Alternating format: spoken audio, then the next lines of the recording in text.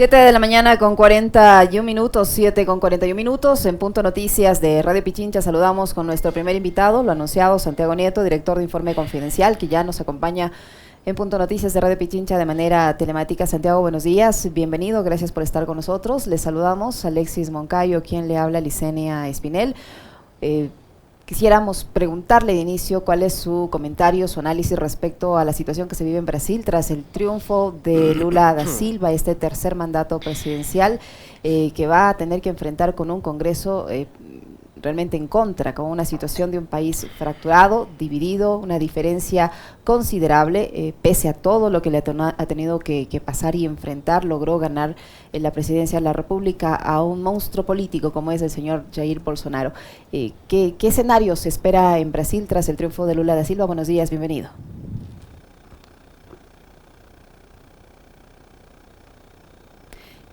Si nos permite, puede encender su micrófono, por favor, que me parece que está apagado, no le escuchamos.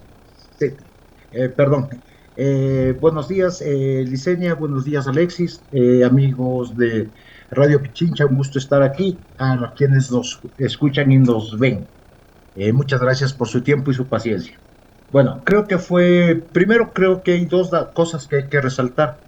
La gran participación de los brasileños a las urnas en una jornada de paz, que me parece que así deberían ser la mayoría de las elecciones, llenas de paz, yendo a la gente, con algunos problemas que hubieron, que fueron muy sonados, que fueron alerta, como siempre, por parte del periodismo, buses que no podían llegar a sus sitios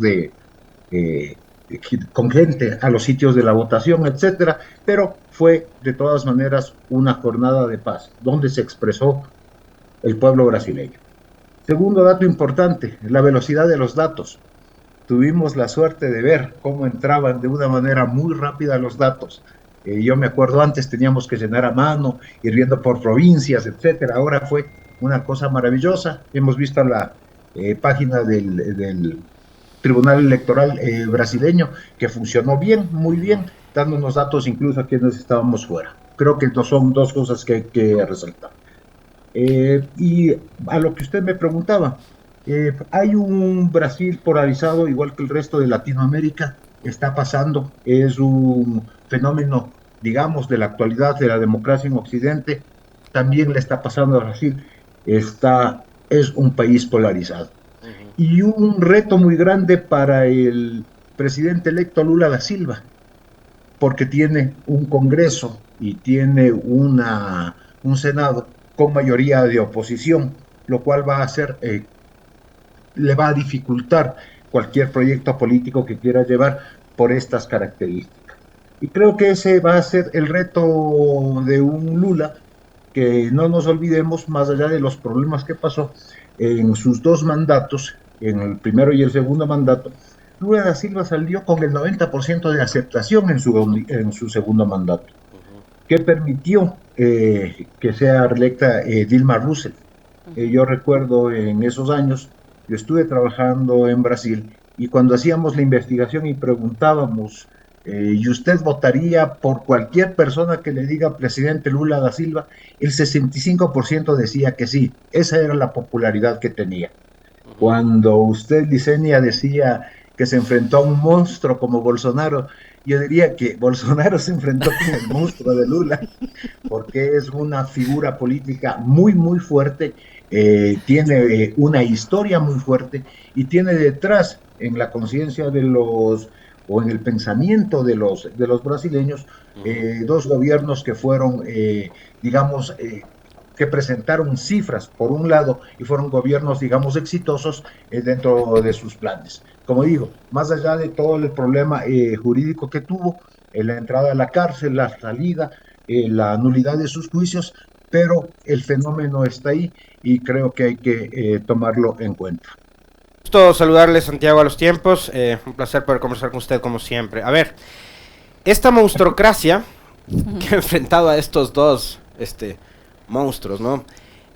Da como resultado el triunfo de Lula, tomando en consideración, sí, lo que decía nuestro invitado, que cerró sus 8 años de gobierno con un nivel de popularidad muy alto. Después, quien venía a ser su reemplazo a través de un impeachment, pierde la presidencia y las fuerzas más conservadoras de Brasil logran captar el poder.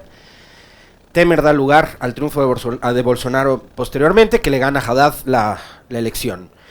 Y ahora gana Lula, pero gana Lula con una diferencia mínima, cuando en varias ocasiones las encuestas daban cuenta de que Lula incluso tenía, digamos, la capacidad de poder ganarle en una primera vuelta. Eso habla de que este es un país también muy distinto al que gobernó Lula, y sobre la base de lo que decía también Santiago, que tiene que gobernar con un Congreso y con un Senado en contra. ¿En dónde más están los retos, aparte de, digamos, la negociación y la conversación, negociación entendida en el buen concepto, ¿no? Más allá de la negociación política con los bloques parlamentarios, los partidos políticos, con la ciudadanía en general en Brasil, ¿en dónde están los retos que tiene Lula, Santiago?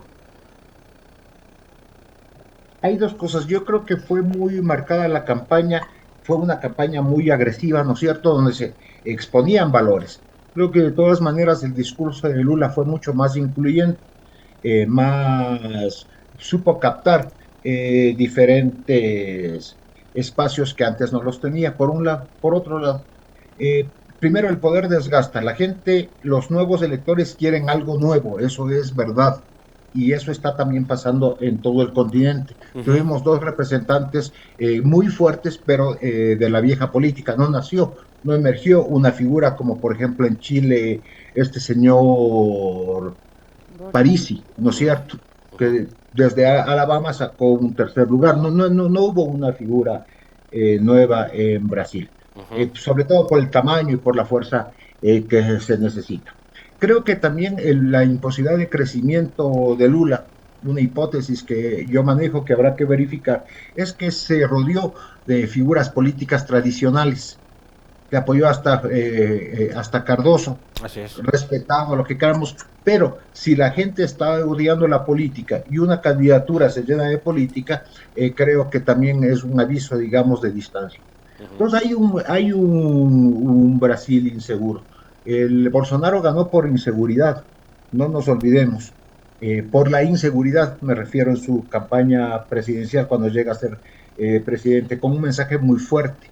Y creo que en la creo que eso como decía, estas figuras políticas lo que hicieron es le bajaron el techo de crecimiento para Lula da Silva. Segundo, una campaña muy agresiva de valores, y creo que los ataques no tenían mucho fundamento, sobre todo contra Lula da Silva. La idea de que se va a convertir en Venezuela Brasil, habiendo ya una experiencia del gobierno, no tenía mucha credibilidad, que él iba a cerrar las iglesias, etcétera. Él ya tuvo un gobierno, por lo tanto era mucho más difícil poner cosas negativas en él. Y fue un enfrentamiento, como yo digo, de dos miedos, y funcionó, digamos, uno de ellos. Con un poquito más, sí, con un elector, pero como decía, son características de los nuevos, de las nuevas democracias que están hiperconectadas. Los retos para la ciudadanía, para terminar, creo que todo lo que tenemos en todo el continente, vamos a tener resolver la crisis económica, de empleo, etcétera, que se provocó por la pandemia, y obviamente una inseguridad que está afectando, digamos, a todos los países del continente. Santiago, con todos esos argumentos explica también por qué, si bien gana Lula, que representa una tendencia, en el Congreso y en el Senado se impone una tendencia radicalmente distinta. ¿Cómo explicar eso, por un lado, que gane Lula y que el Congreso le sea adverso? Él ha ofrecido además en su primer discurso, el presidente electo, unidad, combate al hambre y más democracia. ¿Le va a ser posible implementar estas tres ofrecimientos de unidad, combate al hambre y más democracia en un país fracturado?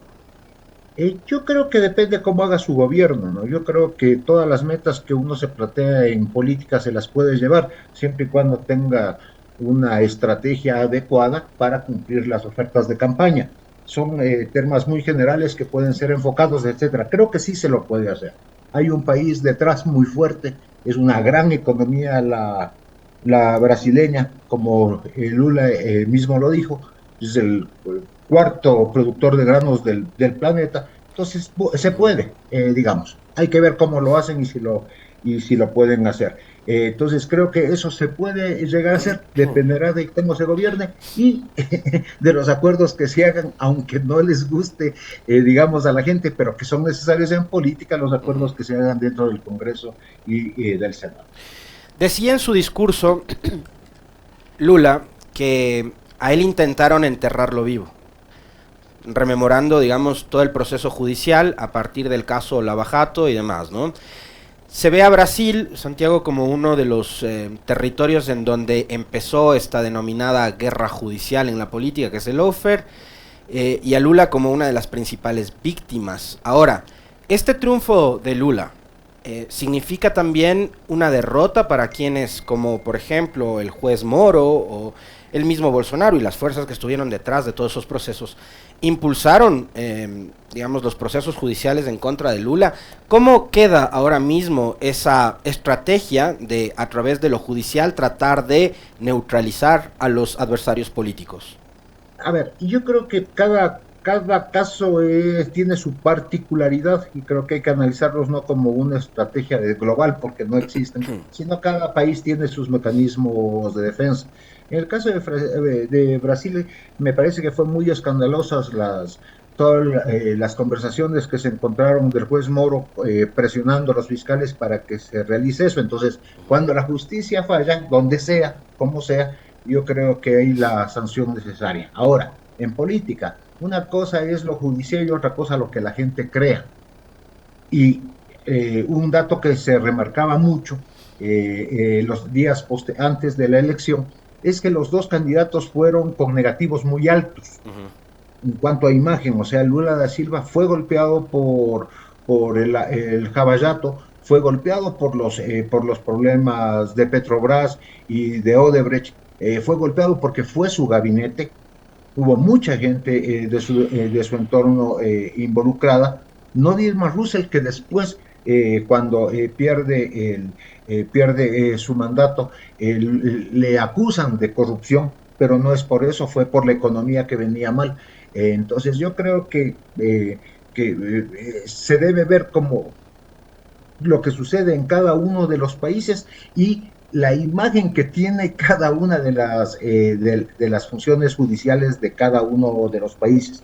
Yo creo que el fenómeno de Argentina es muy diferente al fenómeno de Brasil. Creo que cuando uno engloba en categorías muy amplias, se pierden las diferencias, que creo que es lo que es importante ver, sobre todo en la política.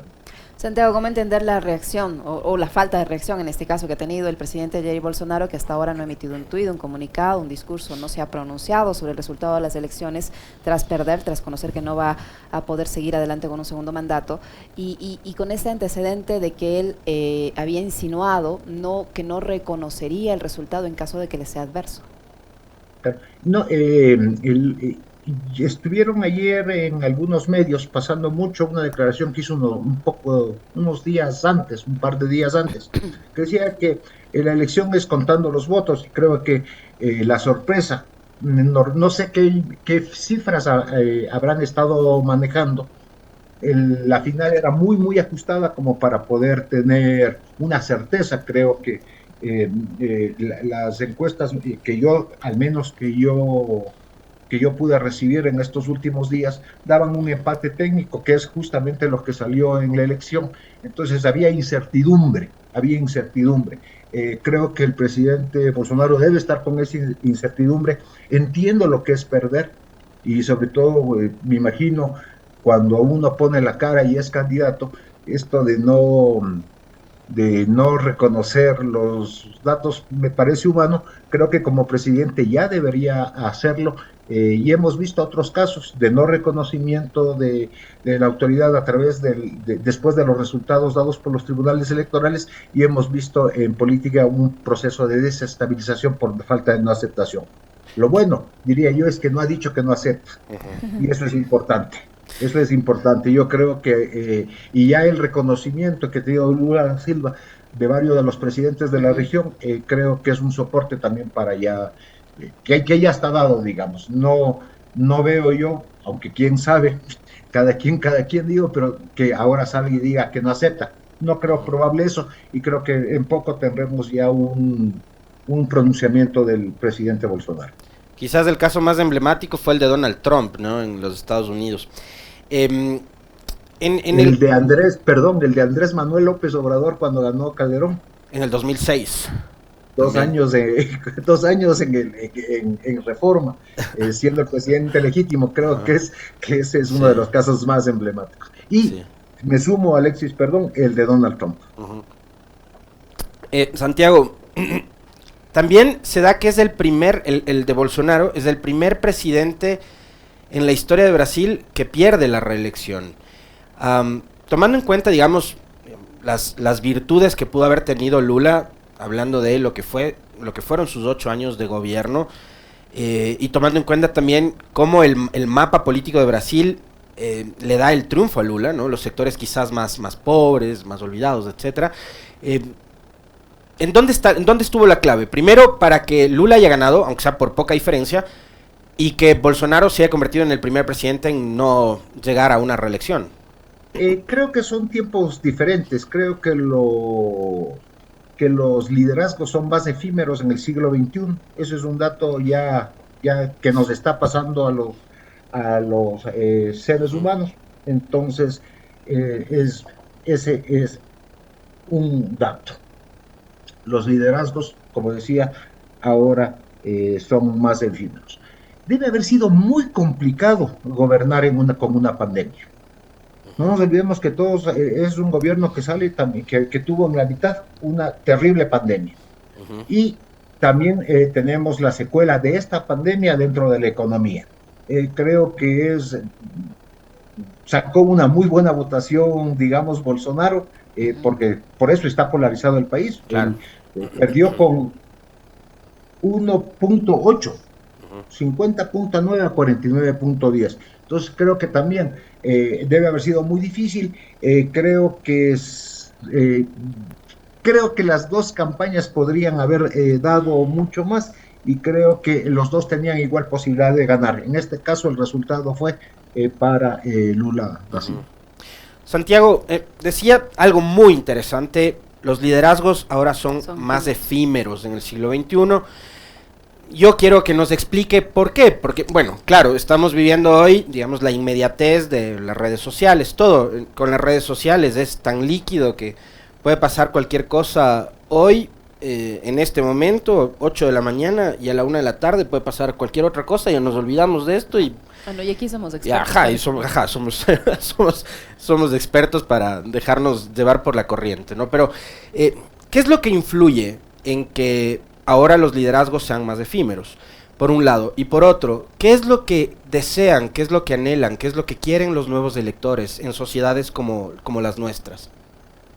Yo creo que son más efímeros porque hay una exigencia de cambio constante y de una necesidad de satisfacer los deseos, las necesidades de forma inmediata. Y esta renovación constante, yo diría que estos liderazgos efímeros son producto de esta nueva sociedad líquida, como bien decía usted, Alexis. Entonces, yo creo que se reproduce un fenómeno social también dentro de las esferas de lo político, porque ya aquellos liderazgos verticales donde se producían porque tenían el monopolio del conocimiento, ¿no es cierto? Eso ya desapareció. Los liderazgos son ahora horizontales y la capacidad de crear equipos y conducir equipos es lo que le da la fuerza, ¿no? Ese monopolio del conocimiento, del saber, que se rompió gracias a nuestras queridas máquinas incorporadas llamadas teléfonos celulares. Todo esto se va dando por eso. Santiago, este triunfo de Lula da Silva se puede calificar como, o podría representar o significar un impulso para la tendencia de izquierda en la región, y le pregunto esto porque se crean generalmente muchísimas expectativas después del triunfo electoral de los presidentes, pero mire lo que está pasando en Perú, por no ir muy lejos, ¿no? Donde también hubo mucha expectativa por el triunfo de Castillo, que representaba a la izquierda, pero finalmente él no ha podido ejecutar su plan de gobierno por todo el problema interno que tiene político con la oposición, que no le ha dejado dar un paso en firme hasta ahora en todo lo que lleva de gestión. Pero el triunfo de Lula, al ser un líder totalmente diferente a Castillo, mucho más fuerte, mucho más histórico incluso, ¿puede representar un impulso para la tendencia progresista de izquierda en la región? No creo realmente, yo creo que depende de cómo han llevado los gobiernos anteriores, cómo los gobiernos anteriores han satisfecho las necesidades de los ciudadanos en cada sitio. Recordemos que Dilma Rousseff también sufrió de la caída de los precios de los commodities en América Latina. Cuando ella cae la economía, también cayeron los gobiernos emergentes que entre comillas les voy a llamar de derecha, como pasó en la Argentina. Pero depende de a quién le toque el turno. Yo creo que mucho del triunfo que tuvieron en un momento este grupo de presidentes que se llamaba socialismo del siglo XXI, se nutrieron mucho de los precios de los commodities que se vendían a muy alto precio en el planeta, y fue un gran momento para América Latina. Unos lo habrán hecho bien, otros lo habrán hecho mal, pero eso es un hecho real. Después hubo una debacle que no tiene que ver si eran gobiernos de izquierda y derecha, como decía, Dilma Rousseff, teniendo el respaldo tan fuerte, cae también por el problema de los precios internacionales de las materias primas, y caen todas las economías latinoamericanas. Ahora, veamos cómo es que nos viene, cómo rebota esta segunda parte de la pandemia, porque creo que va a ser muy complicado para los gobiernos actuales mantener índices de popularidad. Pongo un ejemplo: el presidente recién electo Boric de Chile entra bien y tiene ya una popularidad muy baja. Petro también está con problemas. Solo hay dos presidentes que se mantienen con índices de popularidad muy altos en la región, y voy a hablar de Andrés Manuel López Obrador y de la calle de Pú en Uruguay. Pero eso es lo que está pasando. Tenemos gente mucho más exigente, electores bastante más exigentes, grupos que se activan muy fuertemente bajo una consigna en un momento determinado, y que después suman protestas diferentes como una plataforma. Pero creo que estamos viviendo un mundo bastante más complejo que el que vivíamos hace 10 años, no estoy hablando más. Santiago, a ver, sobre el tema de lo efímero de los liderazgos, a mí sí me queda una duda ahí, entendiendo que la política ha cambiado y mucho sus formas de operar y de tales, claro, por lo que hablamos hace un momento, el internet, los teléfonos celulares, la inmediatez y de tales. Pero, por ejemplo, ahora que Lula vuelve a los 77 años, vuelve a ser elegido como presidente, me queda la duda. Cristina Fernández en la Argentina sigue manteniendo unos altos niveles de popularidad, también con unos negativos altos, pero tiene sus niveles de popularidad. El caso de Correa en Ecuador, creo que es innegable, hoy por hoy, junto a Jaime Nebot, son los dos políticos con mejor calificación que tiene este país, y los dos tienen, digamos, Nebot mucho más, pero los dos tienen harto tiempo recorrido en política. Entonces, y así podría citarle otro caso, el de Álvaro Uribe en Colombia, para también hablar un poco de lo que ocurre con los liderazgos de la derecha. Son liderazgos que no son efímeros y que están todavía ahí, que marcan un poco la agenda, ¿no? Sí, depende para quién. Yo diría no para los electores. Yo creo que hay que distinguir dos espacios muy definidos: el mundo de la política y el mundo de los electores. Yo normalmente me preocupo y analizo el mundo de los electores. Creo que el mundo de la política, de a quién le hacen caso los que hacen la política, es un fenómeno muy particular. Como digo, hay un recuerdo muy grande de lo que fue la década del 2010 al 2015, digamos, que fue una década que inyectó muchos recursos. Por eso creo que la popularidad, por ejemplo, de Cristina Fernández de Kirchner de Argentina, en un sector muy determinado. Lo mismo pasa con Rafael Correa acá. Pero lo que pasa es que los gobiernos que vinieron después de ellos, como digo, y que le pasó también a Dilma Rousseff, que era un gobierno que precedió al de Lula da Silva, tuvieron un problema económico muy grave y no pudieron salvarlo. Y estamos todavía viviendo ese problema económico agravado por por la pandemia. Por eso digo que es efímero. Y fíjese que cuando estas grandes figuras apoyan, algunas de estas grandes figuras apoyan un candidato, normalmente le hunden en la política actual. Creo que en el caso de Colombia, ya que mencionó el nombre de Álvaro Uribe, cuando Álvaro Uribe apoyó a Fico Gutiérrez, que venía muy bien levantando la nariz, se desinfló. Se fue para abajo y enseñó el señor Hernández. Lo mismo ha pasado cuando, voy a poner otro caso, Mario Vargas Llosa apoya a un candidato, tiende a bajar. Yo creo que la gente también está buscando, por eso mismo, otro tipo de liderazgos. Que parecen mucho más independientes, que no vienen de esa parte, de ese sector de la política, que la gente odia, que dice la política es mala, vienen de otras esferas, y creo que es los liderazgos que se está buscando en este momento la gente. Santiago, ya en el ámbito nacional también quisiera su opinión respecto a lo que está viviendo el país, un país desbordado por la inseguridad, con una policía que cada vez se evidencia más contaminada. El último fin de semana hemos conocido un caso de un problema de tráfico de drogas en el que están involucrados policías activos, uno de alto rango, mientras en materia de seguridad el gobierno anunció una serie de medidas que evidentemente no están dando resultados. Un país absolutamente inseguro y un gobierno que se muestra débil en el sentido de que no puede controlar, que no puede garantizar algo tan elemental como la seguridad para sus ciudadanos. ¿Cómo mira la situación por la que está atravesando el país? Bueno, a Santiago. Sí, yo diría que Ecuador está también dentro de los problemas, dentro de los países que tienen como problema principal la crisis institucional, de la que ya hemos hablado muchas veces. Ecuador tiene una falta de credibilidad en sus instituciones, hay falta de representación, no hay liderazgos nuevos. Creo que Ecuador, con la crisis económica que está viviendo, más esto que se suma, la falta de por ejemplo, no se ve un control dentro de la seguridad, creo que tenemos a unos ciudadanos en este momento completamente desilusionados, desencantados y muy pesimistas con respecto a su futuro.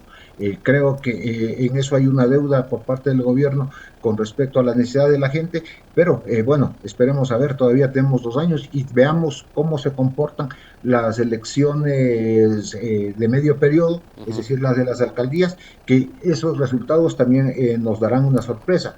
Pero ojo, tampoco es que tenemos figuras que sean conocidas por la ciudadanía. El fenómeno que está pasando es muy, muy interesante y hay que ver estas elecciones para ver por dónde está escapando la gente, por dónde se está proyectando para decir de alguna manera su desencanto con lo que está viviendo en la actualidad.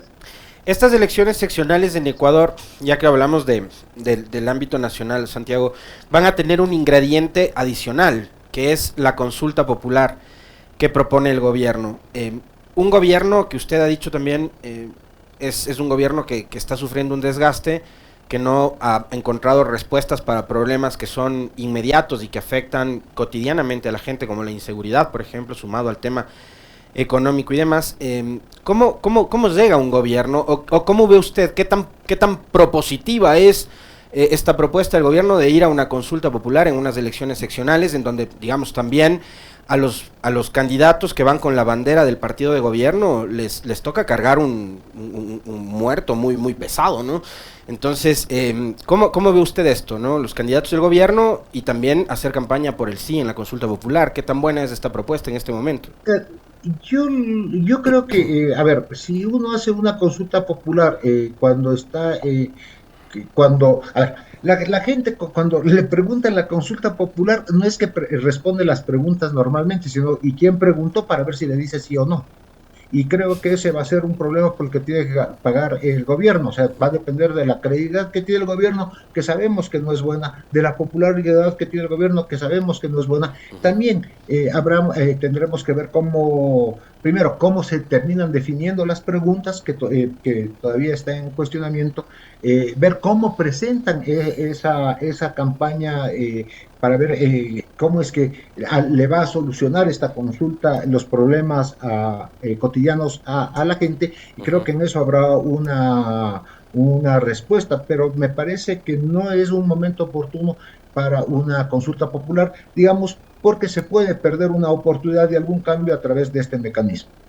Santiago, usted mencionaba hace unos instantes que está ocurriendo un fenómeno bastante interesante en este proceso de elecciones seccionales, en todo este proceso electoral que se está viviendo. ¿Qué es lo que está pasando? ¿Qué encuentra usted interesante que le diferencie de otras elecciones?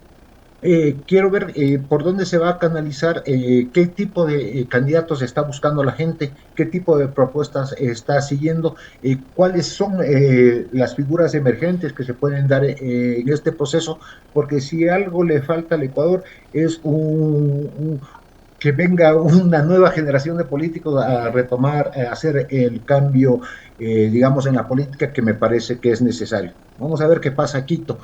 Quito es una ciudad que me tiene sorprendido porque la gente se siente mal, no hay un liderazgo lo suficientemente fuerte para representarlo, entonces hay que ver qué pasa. Guayaquil también, a ver, mi incertidumbre también es porque no tengo datos, no tengo muchos datos de lo que está pasando en las alcaldías, pero como bueno, ya después de más de 30 años trabajando en esto y teniendo información lateral, puedo poder decir esto que acabo de mencionar con respecto a las elecciones seccionales. ¿Las elecciones seccionales del 23 podrían ser una abreboca de las presidenciales del 25 o no necesariamente, tomando en cuenta la particularidad, ¿no? La votación local es distinta de la nacional y demás, pero ¿podría ser por ahí una abreboca o no, Santiago?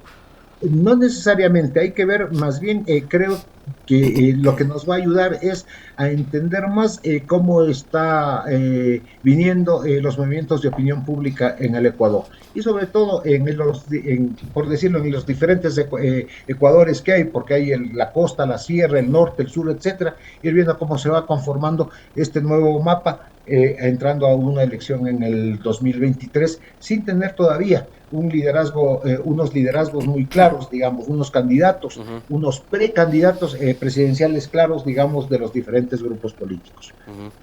A la gente le importa que un político se identifique con una tendencia, porque una cosa que también se ha criticado y mucho es cuando determinados actores políticos, para tratar de caer bien o de decirle a la gente yo soy el nuevo, te dicen yo no soy político, pero va a aparecer en una papeleta, ¿no? Yo no soy político, pero soy el candidato. Claro. Y no soy ni de izquierda ni de derecha. ¿Qué tan cierto es eso?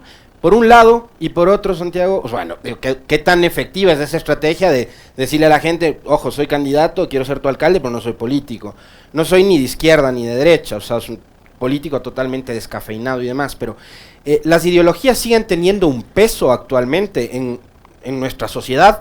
¿O pesan más determinadas causas, afinidades? Por eso es que a mí la palabra progresismo no me calza del todo mucho hacia la izquierda, porque yo me he encontrado con gente que es de derechas y que también va en la onda del progresismo en determinados temas, por ejemplo matrimonio igualitario, aborto, cosas por el estilo. Entonces, ¿sigue siendo importante la identificación política, ideológica del candidato o no? No, porque cuando usted le pregunta a la gente, normalmente una pregunta que venimos haciendo desde hace mucho tiempo, ¿usted qué se considera, de izquierda a derecha o no le importa estas definiciones? Normalmente no le importa más del 75%, normalmente. Los unos 12 se dirán de izquierda, 12 de derecha y lo demás no importa. Después, en algún momento hice una linda investigación más académica y les preguntaba qué es ser de izquierda, qué características tiene una persona de izquierda. Decían, ser buena gente, ayudar a la ancianita a cruzar la calle, pagar al tiempo los salarios, que todos podamos tener seguro social, etc. Eso es ser y de derecha, eran unos malvados que nos hacían trabajar pagándonos un sueldo miserable, ya. Pero no había mucho más. Son categorías huecas cuando usted le habla a la gente. O sea, nosotros recomendamos en política que le hable a la gente de lo que la gente habla, no de lo que la política habla. Y yo creo que justamente cuando los políticos hablan de la política a la gente, no llegan a conseguir los votos que necesita la gente, porque están hablando de cosas que no les interesan. Entonces, yo no conozco a nadie que vote por alguien que es de izquierda o derecha. La gente vota por alguien que satisface o que ofrece satisfacer sus necesidades en la forma en que ellos ven sus necesidades. Interesantísimo no esto. ¿Y de qué habla la gente? Ahora. ¿De qué habla la gente? Claro, claro, y depende del momento. En este momento, si nosotros vemos los problemas más grandes, va a ser el problema, la economía como tal y la inseguridad en sus diferentes formas. Porque inseguridad para la gente también es no tener certeza del futuro que le viene para ellos y sus hijos. Santiago, usted mencionaba que si se ve un gobierno debilitado, al menos en lo que tiene que ver con el tema del manejo de la inseguridad o la seguridad, como quieran leerse, pero que todavía hay que ver, porque todavía tiene más de 2 años de gestión. ¿Cómo le ve usted o cómo analiza usted la gobernabilidad? Y le pregunto esto porque en la Asamblea el presidente de la República obviamente no tiene mayoría que le permita implementar sus leyes, etcétera, etcétera. Recientemente ha tenido un revés en cuanto al tema de la seguridad social, por ejemplo, y se vislumbra que en algunos otros temas que involucran en teoría afectación de derechos, también pueda continuar con los reveses. Hay una ley de inversiones que se está tramitando y que se espera se analice en los próximos días, pero el nivel de gobernabilidad que le espera al presidente de la República en estos 2 años y piquito que tiene en gestión, ¿va a ser suficiente que le permita implementar su plan de gobierno o no? Mire, yo creo que es uno de los problemas que pasan en toda Latinoamérica y es justamente que hablábamos hace un momento sobre la elección del presidente Lula da Silva. Pongamos el caso de Brasil para alejarnos y hablar un poquito más. ¿Cómo va a gobernar Lula con una mayoría que responde a la derecha? 3/4 partes del Senado y 3/4 partes del ¿cómo se llama? Del Congreso tienen una tendencia, por decirlo de alguna manera, anti-Lula. ¿Cómo va a ser para gobernar? Y lo mismo pasa acá. Más allá de que nos guste o no el liderazgo, digamos, o que sean acertadas o no las cosas que presenten, pero los congresos de oposición siempre le van a hacer la vida imposible al presidente, de la tendencia que sea. O sea, tampoco es que le van a dar a ver, venga señor, no, pues son oposición. Pues yo creo que entendiendo que así es la política, ahí viene justamente la sagacidad de los presidentes para ser populares o no. Creo que ese es un reto grande que tienen todos los presidentes cuando no tienen mayoría en el Senado y en el Congreso, dependiendo de los países. Y sobre el tema de la imagen, el presidente de la República desde el inicio de su gestión se ha presentado como el que va a terminar con la corrupción, que va a luchar contra este mal, al que acusa a todos sus antecesores, pero resulta que su gobierno también está salpicado de denuncias de corrupción, al punto que en los últimos días se han allanado oficinas, departamentos, viviendas de uno de sus ministros, al que lo ha sostenido con uñas y dientes hasta el último momento. ¿Cómo le deja este caso al presidente de la República? No sé, no he medido. Mire, yo creo que para mi profesión emitir un comentario personal no tiene sentido porque yo estudio opinión pública. Entonces yo todavía no sé, no he logrado medir, por ejemplo, no tengo una encuesta nacional, he recibido alguna información, como digo, de fuentes confiables, por eso sé la popularidad que tiene el presidente en este momento.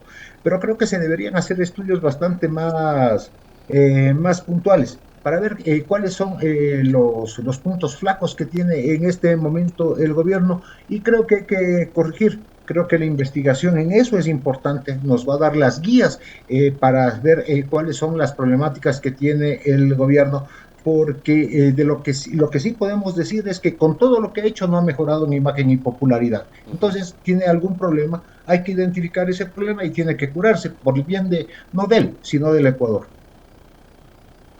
Muy bien, muchísimas gracias, Santiago, por habernos acompañado. Siempre es muy interesante conversar con usted, muy amable. Muy gentil, Santiago, un abrazo. Virginia y Alexis, muchas gracias, y amigos que nos ven y que nos escuchan ahora, gracias por su paciencia y su tiempo, que tengan un buen día. Muy amable. Lo propio para usted, Santiago. Santiago Nieto, director de Informe Confidencial, que ha estado con nosotros, 8 de la mañana con 20 minutos. Una brevísima pausa, no se vayan.